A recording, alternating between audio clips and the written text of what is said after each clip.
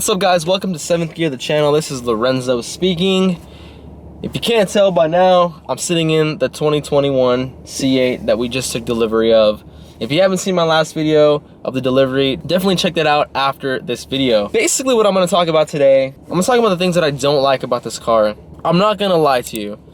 The car only has 40 miles on it. The reason why I'm doing this now is because I feel like the anticipation and the hype for this car is so high. I mean, we ordered it in September, I think, or late August of 2019, and just got the car a few days ago. So the hype of this car was real. I think that pushes people to say that the bad things about this car aren't bad and it's just us being picky. Warning, do not watch if you are a Corvette fanboy. The thoughts and opinions in this video may not represent those of all C8 owners. This message was paid for by nobody. Somebody sponsor me. I'm in a C8 group on Facebook, and that is my #1 complaint about that group. People will post the quality issues, which thankfully enough, a lot of the quality issues that I've seen on those posts, I haven't really noticed on this car. So that's obviously a plus. Something as simple as like the threading not lining up, or a gap being off, or the headlights right now are a big deal, like where the headlights are too close to the body panel and they chip. People will post about it, and then like 100 people will get on there and say, it's a Corvette, what do you expect? It's a $100,000 Corvette. I expect some quality. Saw somebody comment on a paint issue that they were having, and the guy said, I would expect the paint job of a $100,000 car to rival that of a Kia's, at least, bare minimum. And it's right. I think the hype of this car pushes the boundaries even higher. So if Corvette is coming out and Chevy's coming out saying this is the car, this is a supercar, mid-engine car, whatever, the hype is real. In the driving characteristics, I 100% agree. This is like no other Corvette I've driven. I've driven, you know, the 63 split one that we have. Obviously, it's vastly different, but the driving experience of this is absolutely insane. It turns on a dime. It feels like you're planted on the front tires, and it just corners like you would not imagine a Corvette can.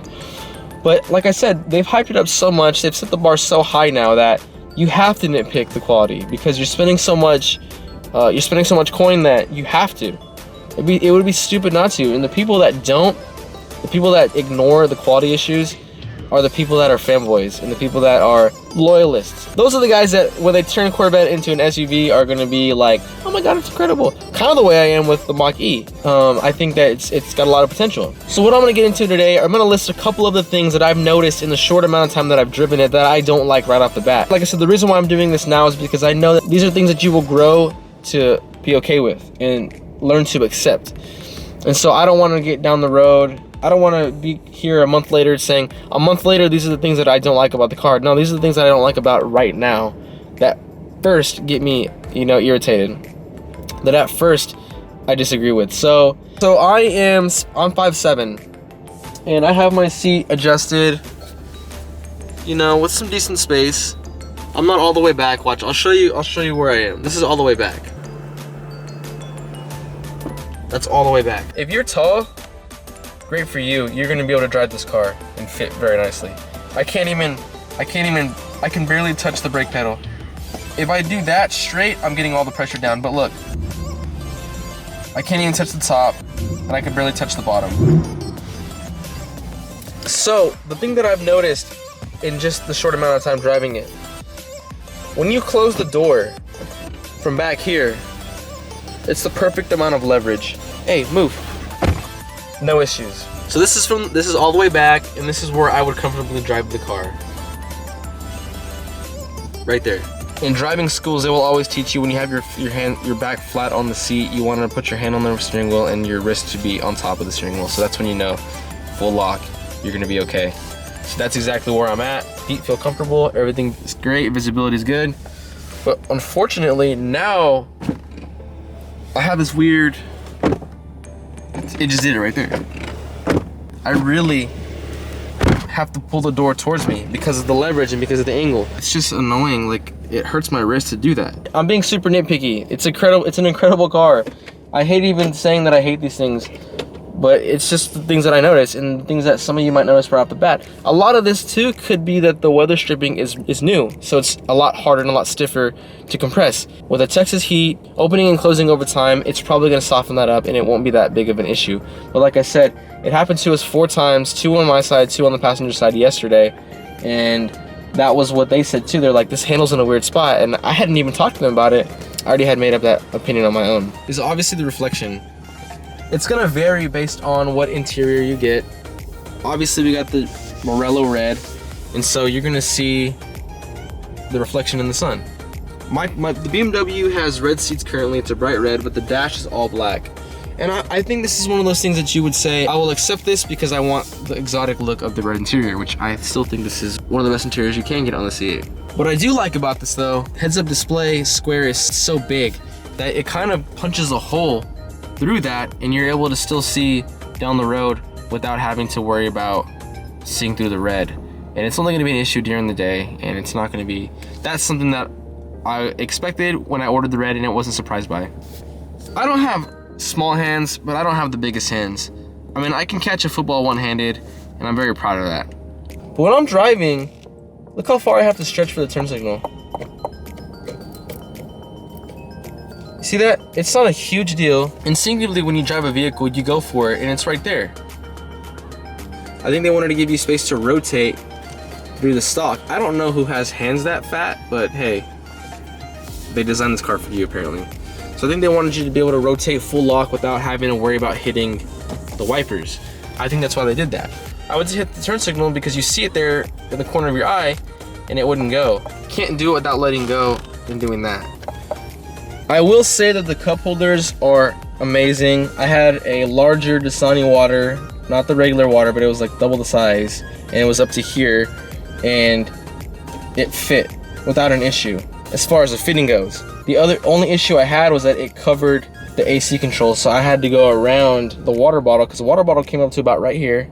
I had to go around that to hit the temperature or the seat controls or whatever I wanted to do. That is a little bit annoying. I think this is very cool. I like the way it separates it. It's easy to understand. Drivers, passengers, total control right there. They're saying that for the 2022s or 2023s, they're going to move it all to the screen. I had that on the Jeep, and it was kind of annoying because you get in the car, you have to wait for the screen to fire up, go through this little thing, and then go to vehicle, go to temperature control, and then there you go, you have your controls. In the hot summer days of Texas, I can go and make a quick move, and not have to worry about the system lagging behind.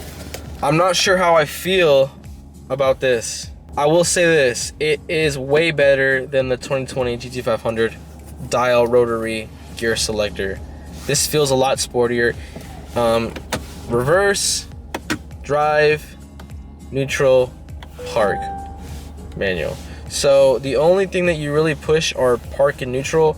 You pull reverse towards you and you pull drive towards you. That's really cool. It feels really Lamborghini, and I know a lot of the Corvette owners, I know they don't like comparing this to other supercars, but this does feel really Lamborghini, and you get really used to it. I like this way more than the rotary dial on the 2020 GT500 that we have. Everybody talks about the square steering wheel, and you can see how weird it is whenever you turn it. I really like it. I drive like this a lot. It's got more surface area to do that versus one spot in the middle of a round wheel. It's easier to do that. And then you can actually just grab these points when you're turning and never really let go. It's like it's a perfect pressure point to do full lock turns in a parking lot or whatever. And it's actually really nice. This is literally right in front of my eyes. You can see the heads-up display. You can also adjust the height of it if it's ever an issue, and you never have an issue seeing it. So that's really nice. I enjoy that a lot. Let's go to the outside. I don't like the fact that the side mirror is longer than the driver mirror. But once you see it, you literally can't unsee it. About a hand width from A-pillar to mirror. This is the most scientific thing we've ever done on this channel. That's probably like 1.5 inches difference. EPF is definitely going to be a must. There's more surface area down there than you would actually imagine.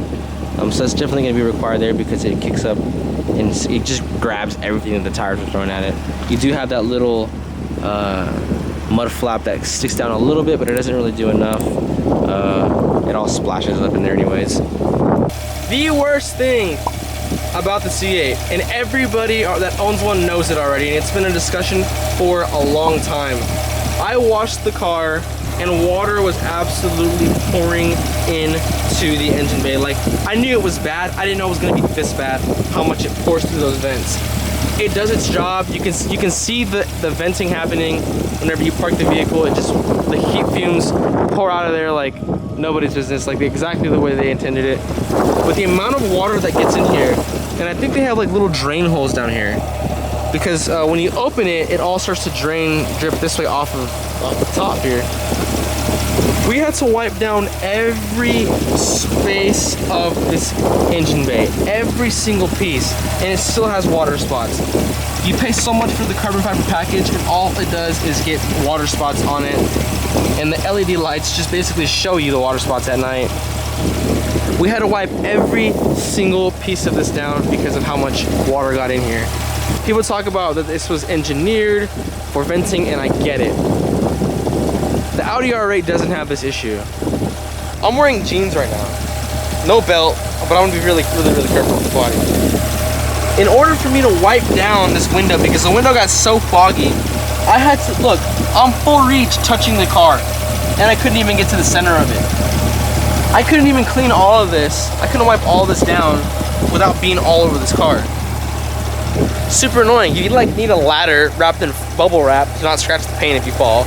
Or you need like some kind of custom little squeegee to clean that every single time you wash the car. There's no quick car washes in this thing if you want to keep it as clean as it is. No quick car washes. I know that there's a lot of aftermarket stuff going on with little covers and stuff. The GT500 comes with a removable rain tray. I'm just saying. Come on, Chevy. So I brought the car indoors because it got windy and very spicy. So like I said, one of the biggest things about the rear hatch is the way that it drains the water, or lack of draining, I should say. This whole surface area is just so smooth and just susceptible to, you know, the water spots. Thankfully I don't have any on there now because I had to clean them, but I also want to say that it feels pretty rough. Like this, like overspray maybe kind of, and then like there's little scratches on certain areas of that little top cover. I think it's like plastic or something, so I'm not really sure why, because there's nothing in here that would have ever scratched it. It almost looks like it would be in this area, but it doesn't look like it goes that low, so I think that's probably just some kind of production issue. I've never been a fan of how the Stingray badge is so far back to the rear of the panel. And I think that maybe they did that to keep more in line with the convertible, because it has a different, you know, that vent here. I don't know why they did it, to be honest, but maybe because, you know, it has a soft close. It gives you a place to push down without having to push the body. You're getting fingerprints, I don't know. I feel like maybe they could have done a smaller one here, maybe indented into this piece. That would have looked a lot better as far as the coupe anyways. I feel like this being so far back, I mean, you probably could fit another one of these things. I feel like it seems a little bit out of place, to be honest. I plan on removing that. There's really no need for it. I kind of wanted to debadge the whole car, but seeing this in carbon flash doesn't really look too bad, but I feel like I want to get rid of that for sure. So going back to the front of the vehicle, again, if you're a new owner, there is a button down here under the headlight, which is probably center of the headlight, that will pop the frunk. Super light, by the way. Again, it has that same finish that the rear does, and it again feels rough in a lot of places. It feels really bumpy. I wonder if I can show you, because it feels super bumpy. I mean, you can see that. I mean, to me, that's just really bad quality. But it's just a Corvette, right? Just seems super bad. I mean, look at that. You have stuff that's like scuffed. You don't really notice it without the flash and like to the naked eye, but it's there. To me, a brand new car that's almost $90,000 should not have that, but it's a Corvette, right? So what I was gonna bring up was, after I washed the vehicle, I had about $100 Oakley backpack in here with some camera gear. Decent space. I mean, it's not the most space, but you can fit a couple backpacks in there easily.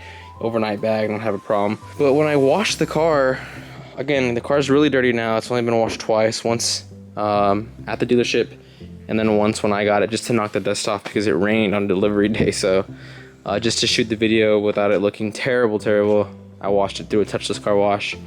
And that's about it. So to grab my camera gear, I end up opening the frunk, and water just drips all over my equipment in my backpack. I don't really know why, but after looking at this later on, I mean, there is weather stripping here, so this is not gonna get any water in here, but what is gonna happen is there's probably gonna be a lot of water coming in through here.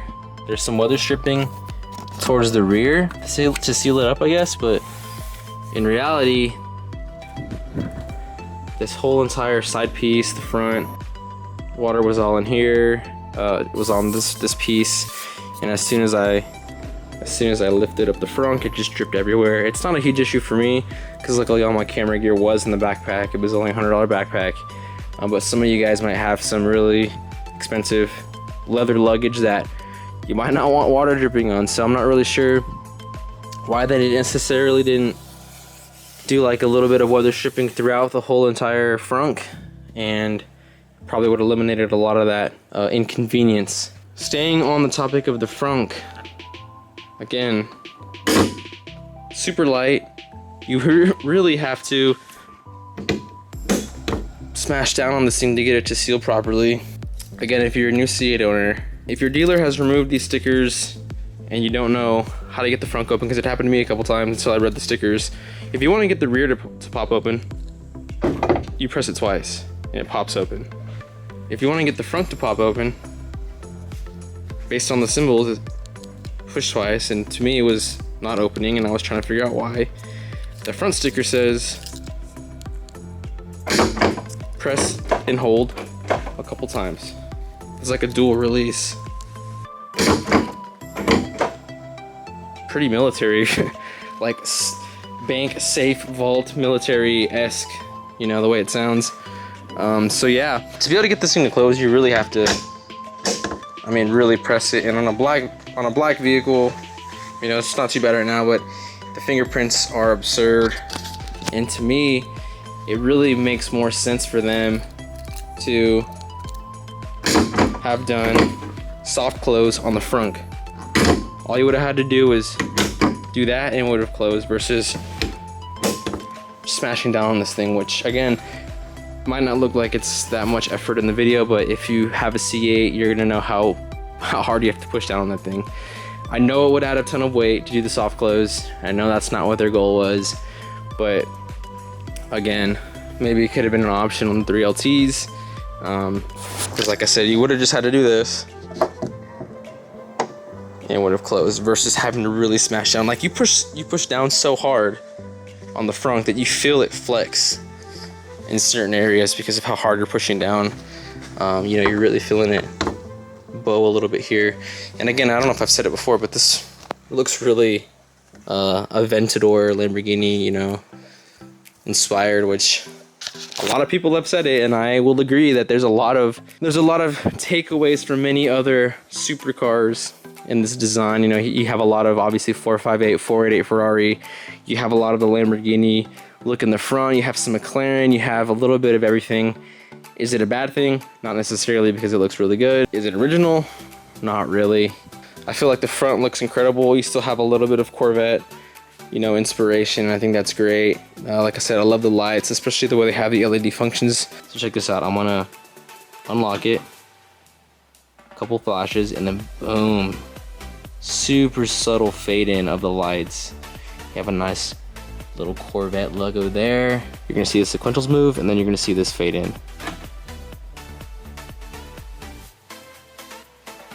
Super cool. That's something I've never really seen anybody talk about. The way that they fade so subtly. the LED reverse lights actually light up for a while. So like I said, if you were walking to your vehicle, you unlock it, it looks even nicer at night. Once the tail lights get full bright, the reverse bulbs come on, and it gives you plenty of light to see around, especially at night.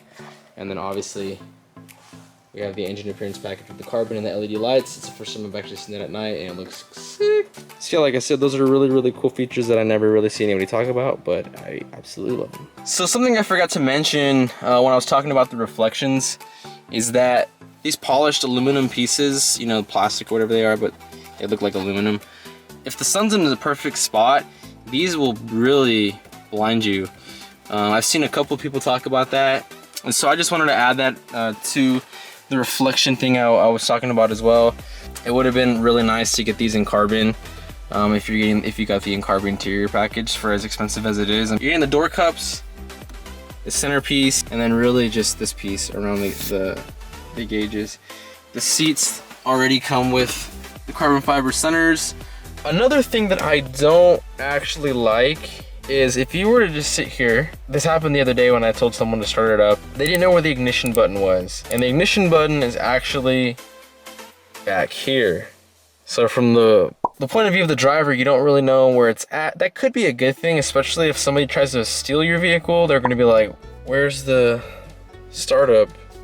But yeah, so you peek back here and it's located directly behind there, which I think it's kind of an inconvenience. They made this area super driver focused, so I would have liked for them to have put it here maybe, or I don't know, somewhere here as opposed to back there, because it feels super like the Lamborghinis, the Audi with it being here, it just seems a lot cooler. You know, even the Mustangs they're you know, they're right there by the switches. It feels really fighter pilot, and like they went super fighter pilot cockpit on this. I feel like they could have really done a better job with that. And it's at a weird angle, if you can see that. It's not even, it's like slanted weird. So that's kind of annoying. All of this is kind of in a weird spot because, again guys, they put so much emphasis on the square steering wheel that it should have been better thought out as far as where things are in accordance to that. So if your hand's here, I mean, this is just, like these buttons back here, they're like kind of hidden. The knob's kind of hidden. You know, if I do that, my hand's on the steering wheel. So if I'm driving and I go over there, it's pretty close. It's kind of a good thing, but it's all kind of hidden behind it, right? So this is all very cluttered back here, and it doesn't really seem as smooth as it could be. They could have easily put this button down here, the knob down here, maybe even in the center above the air control.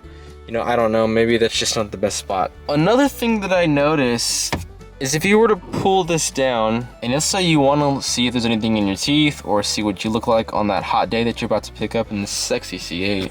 So the camera is directly in front of my nose. I wish I could show you guys this better, but the camera's directly in front of my nose, and I can't even see maybe a corner of the camera. So that means I wouldn't be able to see my face. In order to see yourself in the mirror, you have to sit this way. And I don't understand why they couldn't have easily, and you can see it here, it's because of the angle of this. This is way back here. I don't understand why they maybe couldn't have moved this slightly forward and made it a little bit straighter, so whenever it opened down and up, the angle wouldn't be like this versus it would have been more like that, and it would actually have faced you. If my back is in the center of the seat, in between the side bolsters, which are slightly aggressive on the GT2 seats, this is what I see. Which is a beautiful sight, don't get me wrong, but you actually don't even see yourself in the mirror unless you turn to the side and face the A-pillar. I wish they would have had an exhaust control switch. You know, obviously a lot of the cars are coming out with those now. The GT500 has it, you know, a lot of the new Mustangs in particular. They have the exhaust switch. The Porsches have it. You know, a lot of different cars. You easily could have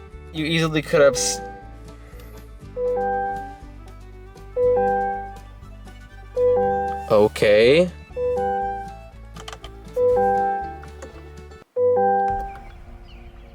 That's annoying. You go in here and you can configure drive mode customization, Z mode, and you can configure how you want the car to drive. So if you want the car to have a stiffer steering feel, you want it to be loud like I was talking about, you can hear it change because I'm in Z mode right now. Hear the valves open up there, which is pretty cool. Shifting response time, the brake feel, which is very interesting. I'm assuming it's just the pedal resistance, and the drive. So if I wanted to have this Z mode button as an active exhaust switch, I would have to do all of this just to have an exhaust switch on the Z mode button. So again, Z mode on, Z mode off, you hear the exhaust change, but that's a total waste of the Z mode in my opinion. So again, you can customize that, which is really cool because the track mode, the sport mode and all that is like it's a pre-programmed setup. If you don't want it to drive stiff, but you want it to be in track, you know, etc. For the response time, you can actually go and configure it in Z mode and it's a click away, which is pretty awesome. One thing that I really wanted them to do, they have all of these cool lines that go all the way up on the dash. Obviously, they did a really good job with the leather and the materials there, but they have all these lines and all this surface area to do really, really cool ambient interior lighting. We own a few Audis. The Audis have really, really incredible interior lighting that you can configure. They have like underglow and then like a line, and you can configure both of them, and it's really, really cool. And I was really hoping that they would have done that on some of these shapes, similar to how they used to do the Camaros, but this would have been a really, really nice area for a little strip of lighting to go around. And I'm talking about maybe up there on the dash, because obviously you need to see at night. So that would have been really, really cool, and I feel like they dropped the ball there, and maybe you'll see that in the future. I really think it would up the interior even more than it already is, and for as nice as the interior is, that would have been just the icing on the cake for me. So guys, obviously you can tell I'm wearing a completely different outfit. Got the vintage JG shirt on. So yeah, I was reviewing the footage, and there's a couple things that I didn't really film well or speak on correctly, so I wanted to reshoot as I was editing the video. I know it's been a while since I've released this video. For those of you that have subscribed for the C8 content, thanks for your patience. And yeah, basically what I'm gonna do right now is just kind of simulate basically getting in and out of the vehicle. I'm gonna show you what my complaints are. And I don't really know if this is fixable. This is just something that you're probably gonna notice. And again, shout out to the guys that are older and have C8s, because I can guarantee you, if you can get in and out of this thing easily, props to you, because it's not easy getting in and out of it. I'm 25, so.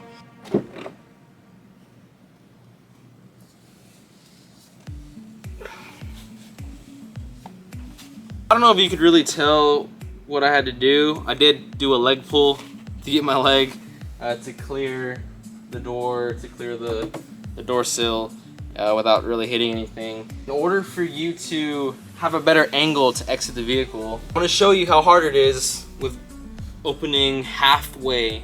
There's no way you can get out of it. And then like, I'm pretty sure the old dudes sit in first and then pull the leg around. It's actually pretty easy. It's easier to get in than it is to get out, honestly. So that's about halfway. There's no way you're gonna be able to get in and out of this thing. Look, I mean, look, I'm 5'7", 150 pounds, and I'm like getting hit with the window. I'm all over the body. Absolutely no way you can do that. And maybe because it's just the door is so long, I don't really know what it is, but this is about halfway, and this is, you know, the full width. I'm gonna open the door all the way. That's all the way open. Pull my leg around. Try not to hit anything, and even then it's really high over here. It's about halfway, the halfway point for the furthest to where the door's closed. And so now look at what we're left with. I mean, I'm really struggling to not hit anything. I mean, you have so little room in this area, and then again, this is lower down for low center of gravity. We all get why they did it. So you're like 6 inches sunk into the tub of the car. So that means you have to really bring your feet over, clear the seat, clear the dash, clear the door, and then kind of like toe your way out, bring your heel up without scuffing anything. When you see the door open that much, you would assume that you could clear without any issues. But again, combination of the way the door is designed, see the way it slants in, you cut out a lot of space versus being vertically straight down. I mean, you even see right there, there's a door or a shoe print. I don't even know whose shoe that is, it's not mine. For new C8 owners, I think it's definitely something that you're gonna have to consider how you're gonna park the car, and before you take it out to a store or wherever, you know, be conscientious of how much space that you need. I kind of marked the full door openings about to the end of this jack, and so if you think about it, ideally without ruining any of your interior, without having any issues, you pretty much need that much space to park somewhere without any issues. So I do highly recommend PPF on this door, the door sill. I definitely think it's required, and it's definitely going to be put on there for sure for us. Another thing that people have talked about are these front air intakes. I know a lot of guys have run screens, and I don't know how much that affects airflow. I think running a screen is definitely going to protect it. These holes are big enough to where I don't think you're going to have an issue to clear anything out, but these will get chipped. You will see some flaking, and they're not going to look as pretty as they do right now. So if you're worried about that, definitely run the screens, because these are huge openings. And as you can see, I mean, I can basically put my whole hand in there and feel around. Stuff's definitely going to bounce up in there and just spec it up and make it look less shiny, less pretty. So if that's something that you're worried about, definitely run those. I'll show you on the BMW. I never ran any screens or anything, and they are a little bit nicked up, so I want to show you those here to see what you can expect if you don't run them. So like I said, you have these in the side as well. They're massive, they look very fighter jet inspired. One thing that I just noticed though is that the driver's side does not look like that at all. I had no idea that they were different on each side. It looks like there's just some fans back there. Looks like some cooling ducts up there, some brake ducts or something. I actually had no idea that they were different on each side, and it's very interesting. If you guys didn't know that, apparently they're not identical on each side. Like I said, this car is not perfect by any means. I put comments on the Facebook groups about the supercar versus not supercar. This is not a supercar. I'm sorry if you don't agree with me, but the fact is this is not a supercar. You have insane performance for the price, supercar-like performance. But at the end of the day, it's not a supercar, and it's not even the quality issues. Like, I've been in McLarens. You know, McLarens a few years ago did not have great build quality, and that's just, you kind of accept it when you buy the car.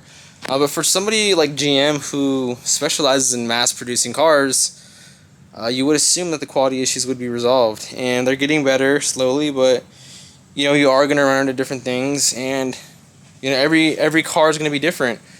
Every owner that gets a car is going to realize that there's something wrong, and if you can accept it, that's great. If you want to get it fixed, I'm pretty sure GM will accommodate you, because I think they also have high standards for themselves, and I think that they want to produce a good product. So it just comes down to what your patience level is, what you expect. Again, I'm used to nice cars, I'm used to high quality, and I want something that is this expensive to at least mirror that. No car is perfect. I don't care how expensive it is. You're always going to have some kind of flaw, some kind of design issue. Whether it be $1 million, $2 million Bugatti, there's going to be an issue with something, and that's just the way it goes. I hope you guys enjoyed this video. If you haven't already, please like and subscribe. I have some plans for this already. I've been talking to a few shops about doing PPF Stealth. If you're unfamiliar with that, it's basically paint protected film over the whole car, but this one's a satin clear, so it'll look satin black when it's done. I think it'll look very, very nice. Obviously, we need to get this thing tinted and, you know, modify the ride height. It looks very, very basic. And then you have, like, you can't even see the wheel there, so there's definitely some room to work with, some custom fitment wheels. Like I said, the reason why we spec'd this car the way we did is because we didn't pay any extra for these wheels. I had originally done the carbon flash black wheels to better fit the look, but at the end of the day, why spend another $500, $600 when you can go and put that towards something completely custom and better setup for this vehicle. So guys, again, if you subscribe for Bronco content, we have some Bronco content coming up. Next week, my dad and I will be attending the Bronco Off-Rodeo here in Texas. Pretty excited about that. I've heard a lot of great things, so That video will be dropping after this one, so definitely stay tuned for that. I have some other news. I do not have the Jeep anymore. I had some mild mods on that. I had it lowered, had an exhaust system, 22-inch Belgian wheels, and it was a great Jeep for the time that I had it. I no longer have that, and I ordered something new. So again, my dad and I both have ordered Broncos. He has an Outer Banks, I have a Badlands build, but I also ordered another off-road type vehicle that I will post a video about later. If you're a new C8 owner or you're about to pick yours up, again, let me know what you think about these opinions. Thank you guys so much for watching. I really appreciate it. Like and subscribe. Follow me on the socials. I'll see you guys on the next one.